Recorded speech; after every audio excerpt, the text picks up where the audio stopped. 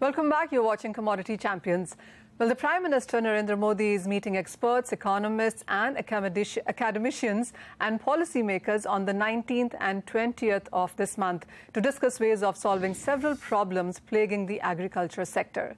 That's not all. The meeting will also discuss methods in which farmers' income can be doubled by 2022. And on the 20th, the PM will listen into presentation from all the 7 subcommittees and come out with a 7-point agenda. In light of the recent rains and hailstorms which battered crops in the parts of UP, MP, Maharashtra, this meeting has taken on more importance. Plus, a discussion on the much talked about hike in MSP, which was announced by the finance minister in his budget speech, is also expected to take place at this meeting. Now, what should the government focus on in order to alleviate the farmers' pain? To discuss this, we are now joined by Ravindra Agarwal, MD and promoter of Kisan Craft. But before we start our discussion, let's listen into the Agriculture Secretary, Shobhna Patnaik, speaking to CNBC TV 18's Ashpreet Sethi about the upcoming meet. We have divided the conference into 7 broad themes. And within those themes, we also have the sub-themes. For example, sustainable development of agriculture, if you have to say, then now we have to concentrate and focus on how we need to really ensure that farmers produce enough, and not only they produce enough, they get the right price for what they produce, and how to ensure that agricultural credit really reaches to the small and marginal farmers. But the underlying theme will be whether it will help in doubling of farmers' income, so that the primary aim is to ensure that ultimately farmer takes the benefit of all this to increase his income. Unless his income increases, there will be no sustained interest to the farmer to continue in agriculture. Finance Minister has said that government will be declaring MSP, but if the market prices are below MSP, then there should be a mechanism to compensate the farmers, so that they get at least the value which the government has promised. Now, the mechanism of giving this difference to the farmers has to be thrashed out in consultation with the states, for which Niti Aayog will take a meeting of the stakeholders. It is in this connection that a meeting is separately been carved out. We have sought the dates from the Niti Aayog, and once they give it, which perhaps will be taking place in the next 10 or 15 days. All right, that's the Agri Secretary, of course, laying out the plans of what is expected in this meeting. Joining us then is Ravindra Agarwal, MD and promoter at Kisan Craft.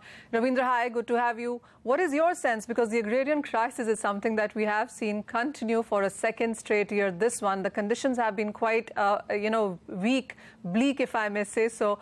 What is the expectation that the industry now has from this meeting? Do you expect a policy formulation actually coming out of this? Yes, I do.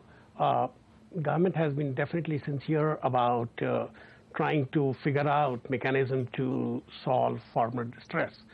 It has been certainly slow, but the government has been making efforts.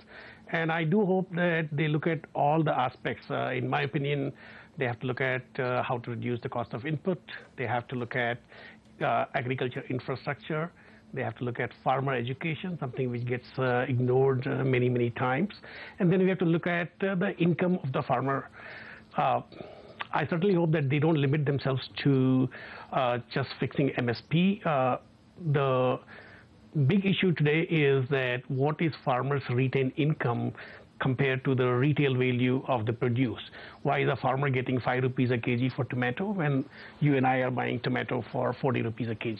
And that is something they have to figure out. And without inflationary pressure, they have to try to increase the farmer's income. Ravindra, I totally take your point on the fact that the supply chain and the whole value addition chain is something, the efficiency therein, that is something that the markets have been wanting for the longest time.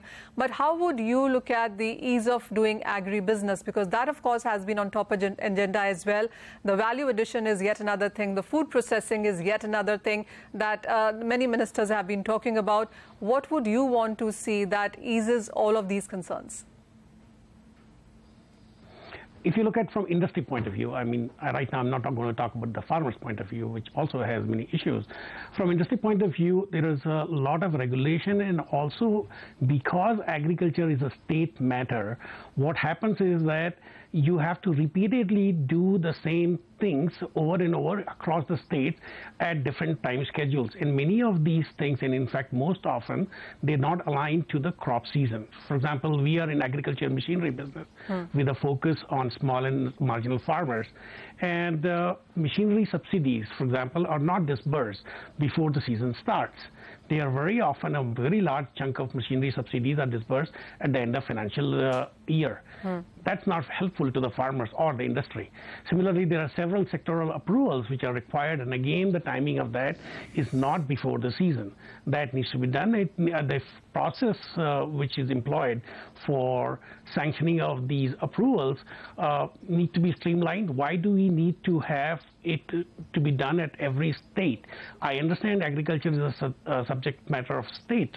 So execution, implementation can be done at a state level. However, if the state, for example, says that you cannot sell this product lower than somewhere else in other state, and two states are saying that same thing, the only way to satisfy that equation is if both the states are at the same price. Then do it at a national level. That's the only way the whole math works. So there are a lot of these procedural aspects that need to be streamlined that will also improve the pricing, that will improve the delivery mechanisms to the farmer. There are several things the industry can benefit from, for example, in the relaxation of land acquisition rules. We, the industry, can set up, for example, model farms. We are very interested in doing things in farmer education, which frankly facilitates our business as well. So Kisan Craft, for example, is committed to setting up some centers to educate farmers.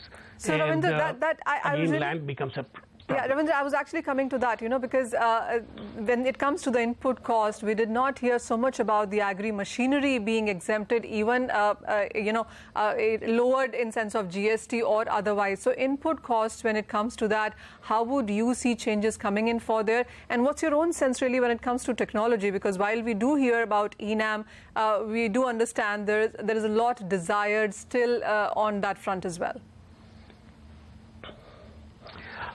Well, so you have touched on a point which is rather sensitive to me. Why does government tax inputs to agriculture and then try to subsidize on another hand? I don't understand that. I don't understand how that can be efficient and how can it serve purpose. Why do you subsidize fertilizer, pesticides on one hand, and let's say seeds, and then tax it on the other hand? Same thing for machinery. For machinery in particular, out of 29 states, more than 20 states had zero VAT on machinery, and after GST came about, most of them are being taxed at 12 to 18%. So Ravindra, we have represented that in every forum possible. I do know that, and I do understand where it comes to. And we have not received. And you haven't received a response to that. But if you were to give that one-point agenda to the PM on this meeting in the next week, what would that be? Just one point that you would put from your side. I would say remove all the taxation on agriculture inputs, be it in machinery, be it fertilizers, be it whatever. Reduce the cost of inputs.